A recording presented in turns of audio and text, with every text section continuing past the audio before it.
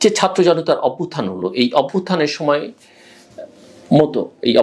সময় মতো নেতাকর্মীদের মাঠে নামিয়ে আন্দোলনকে বিজয়ের পথে নিয়ে যেতে ঐতিহাসিক ভূমিকা পালন করেছেন তারেক রহমান। কিন্তু কোথাও কোনো কিছুর কৃতিত্ব তিনি দাবি করেননি। ভুল করেও কোনো কিছুতে নিজের ক্রেডিট দাবি করার মতো কোনো কথা আমরা কিন্তু তার কাছ থেকে শুনতে পাইনি। আমি মনে করি যে একজন রাজনৈতিক নেতার চরিত্রকে আরও দৃঢ়তা দেয়। সমষ্টির বিজয়কে তুলে ধরেছেন সবসময়। শেখ হাসিনা পালাবার পরে বা তার পতনের পরে তারেক রহমান বলেছেন যে আপনার শত্রু যদি আক্রান্ত হয় তাহলে সেই বিজয়ে কোনো গৌরব থাকে না।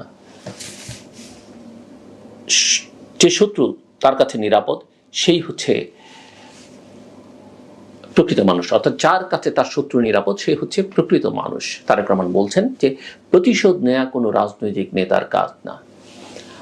এখন এটা তিনি কতটা মিন করছেন তিনি